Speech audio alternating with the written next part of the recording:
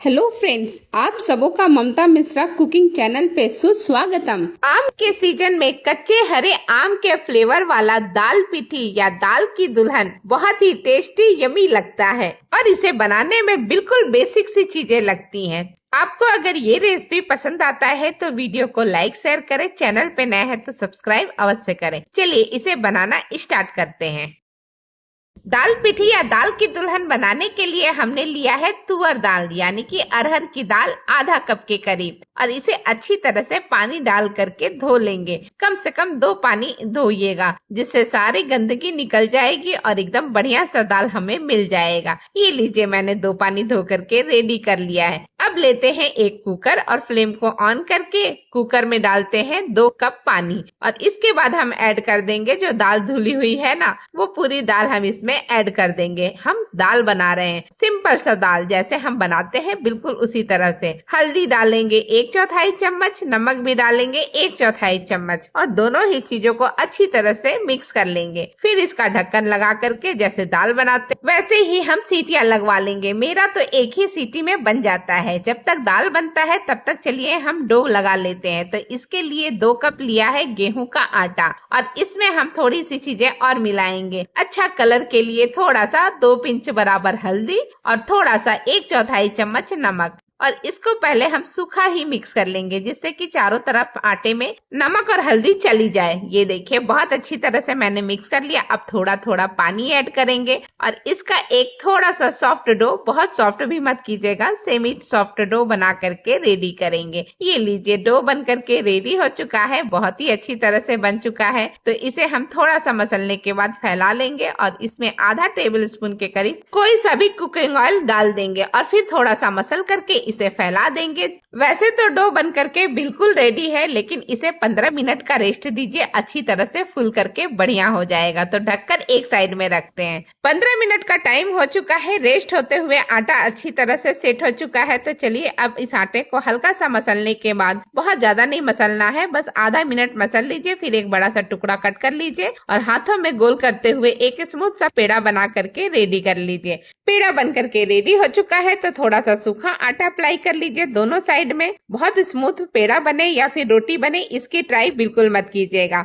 अब चलिए रोटी बेलना स्टार्ट करते हैं। तो इस तरह से हल्का हल्का बेलन चलाते हुए एक पतली सी रोटी से थोड़ी सी मोटी, जितना मोटा पराठा होता है ना, बिल्कुल उतना मोटा हम रोटी बना करके रेडी करेंगे, एक बड़ी सी रोटी। फिर आप ले लीजिए 4 पेज वाला गिलास, कटोरी या कुकी कटर, और इस तरह से बिल्कुल गोल गोल राउंड शेप वाला आप छोटी छोटी टिकिया रोटियों का बना लीजिए। जैसे मैंने कट किया है बिल्कुल ऐसे ही आप कट कर लीजिएगा, और इसके बाद जो एक्स्ट्रा आटा है वो हटा कर दीजिएगा। उसको दूसरी बार जब रोटी बनाएंगे तो उसमें यूज कर लीजिएगा। एक हमने ले लिया है जो पूरी की साइज की रोटी बनी है उसको, और उसमें हल्का सा हम दोनों साइड में सूखा आटा लगा देंगे।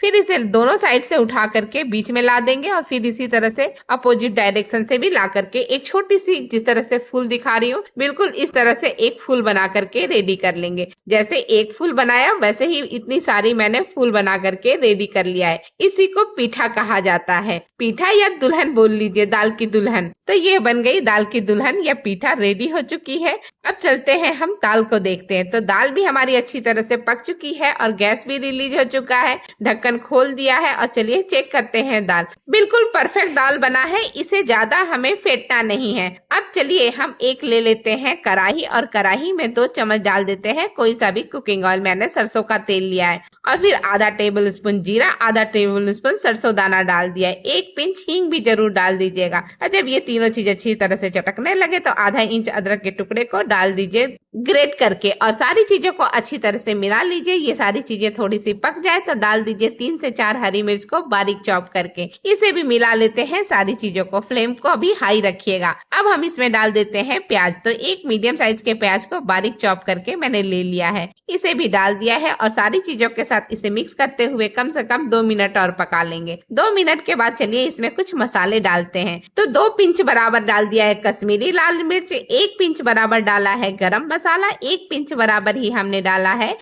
धनिया पाउडर। ये सारी चीजें ऑप्शनल है, आप डाल भी सकते हैं, नहीं भी डाल सकते हैं। सारी चीजों को अच्छी तरह से मिक्स कर लीजिए। थोड़ा पकने के बाद जो दाल हमने बना करके रेडी किया है वो दाल हम इसमें ऐड कर देंगे, और दाल को भी अच्छी तरह से चलाते हुए मिक्स कर लीजिए सारी चीजों के साथ। साथ ही अभी 1 कप मैंने पानी कुकर में डाल करके इस कुकर को अच्छी तरह से धो करके डाल दिया है दाल में। और अब ये बिल्कुल अच्छी तरह से पक चुका है, तो थोड़ी देर इसमें बॉयल आने देंगे।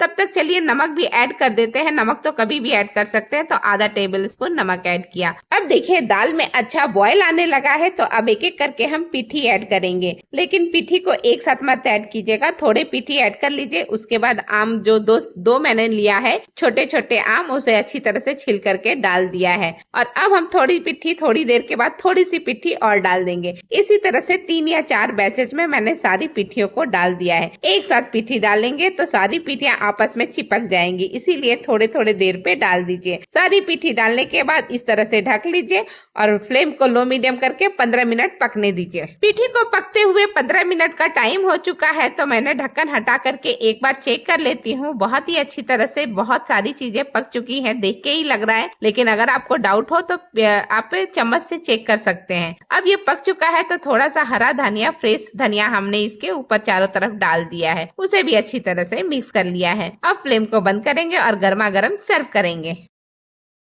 मजेदार, स्वादिष्ट, सिंपल रेसिपी दाल पीठी या दाल की दुल्हन बन करके बिल्कुल रेडी है सर्विंग प्लेट में। इसे गुजरात में थोड़े ट्विस्ट के साथ दाल ढोकली के नाम से बनाया जाता है। रेसिपी सेम है, बस थोड़ा सा अंतर है। अगर आपको पसंद आता है या आप अपने यहाँ पे बनाते हैं इसे अलग अलग नाम से, तो कमेंट सेक्शन में जरूर बताइएगा। इसी के साथ वीडियो समाप्त करती हूँ। आप सबों का धन्यवाद। Thank you.